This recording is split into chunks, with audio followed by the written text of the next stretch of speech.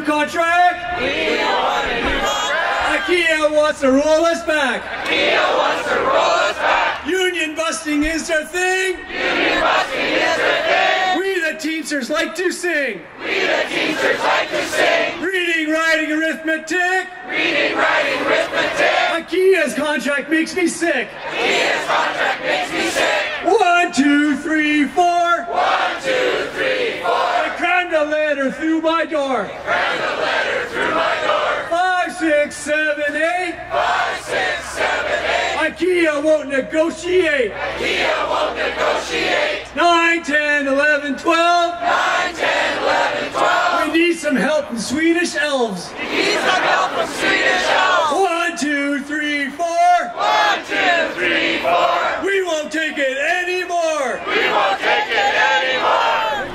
Are you ready to keep up the fight? Are we going to win? Thank you all for coming out here today and for standing in solidarity with the IKEA workers. You know, we got a letter last week from IKEA lawyers. The same lawyers, by the way, that work for Labour Watch often, that anti-union group. And they said, if you have a rally here, we'll sue you. And we said, bring it on. To IKEA, we say, in this country, we have a right to speak our mind and a right to have a rally wherever we want one. You know, I want to say a couple thank yous. Especially to Anita and Cassandra for organizing this event, because you know what, in the labor movement, we don't get nowhere without organizers. So thanks to the staff of both those organizations for getting us here today. Thanks to the Teamsters. This is a long fight. It's a lot of money, a lot of effort, but they've hung in tough and said they're going to be there one day longer. Thank you for the Teamsters 213. I love looking out here and seeing the banners of the other unions. Because we know this isn't a fight about Teamsters, it's a fight about working people. Thank you for all the unions that are here today and have been walking the picket line in Richmond. Thank you so much. But I saved the best thank you to last. Because there is a group of people we really have to thank today. A group of people like most of us who got up every day and went to work with their employer, did the best job they could, got paid and came home.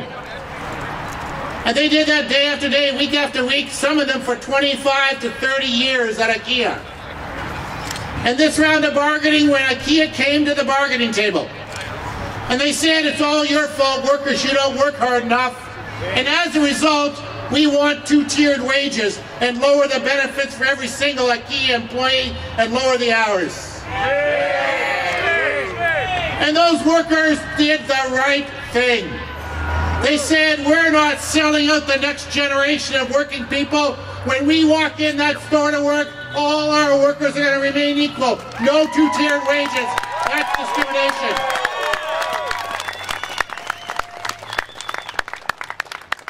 And IKEA have been whining about productivity at this store out here in Richmond where they built the new store as well. You know, explain to me this. How, if you lower wages, you get more productivity?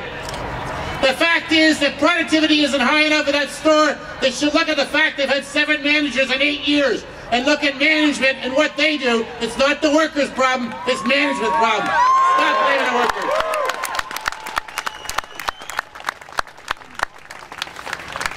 So as I say, this is not a problem for IKEA workers and a struggle for IKEA workers. This is an issue for all working people and for the entire labour movement in British Columbia.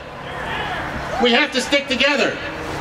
IKEA, the wonder of social democracy, the Swedish model of respect for employees. Go on the internet, read about them. You think, you know, they were the left-wing company of the world. And yet, between the language of respect, the right to join a union, and the right to have a decent paycheck and benefits, you have what they're offering in Richmond. You also had the company, as it came out the other day, giving out cards to Richmond employees so they can phone Labour Watch, an anti-union scab-herding organization, and get help from Labour Watch. Shame on IKEA. The good news is that a small handful of workers went to work. I appeal to them today. You made a mistake. You are making this dispute go longer. Please stop working at IKEA and join the rest of us again. That's the answer.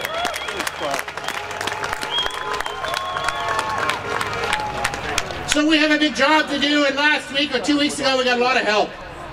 Last week in Vancouver there was a hearing into this dispute by a commission based in Europe, by the ITF, the International Transportation Federation, and UNI, two international global unions.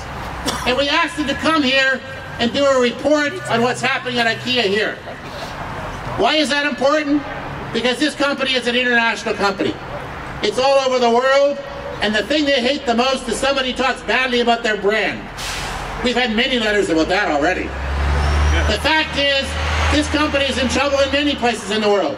In France this week, their CEOs were charged with spying on employees. Shame on them. Shame! In Russia, this morning's newspaper, under pressure, they took out 2 gay couples who were in their catalog when they sent it to Russia, bowing to homophobia in Russia instead of standing up for human rights. Shame! And so that commission will make a report. There will be pressure internationally. We need to join with the Labour movement to make sure that that IKEA in Sweden gets the message that they will not settle this dispute. They will not get their workers back to work unless it's with a fair and reasonable collective agreement that respects every single employee. That's our message.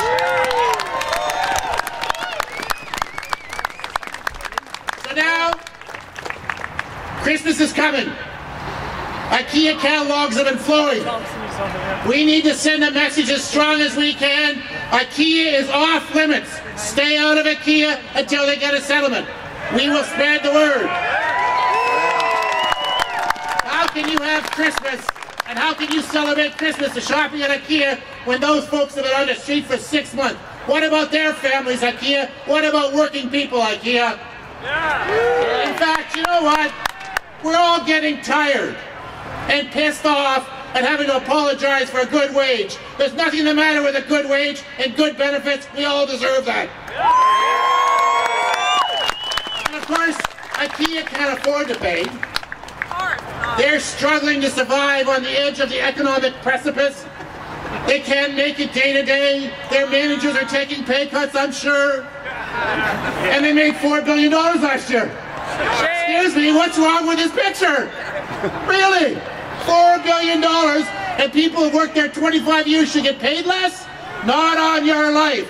No concessions, IKEA. No concessions, IKEA. No way. So again, this battle won't be over until we get a fair collective agreement. We're fighting for everybody. To the IKEA workers, you're standing up for everybody's rights. You're standing up in solidarity. We're behind you 100%. Let's keep it together and win this one. Thank you.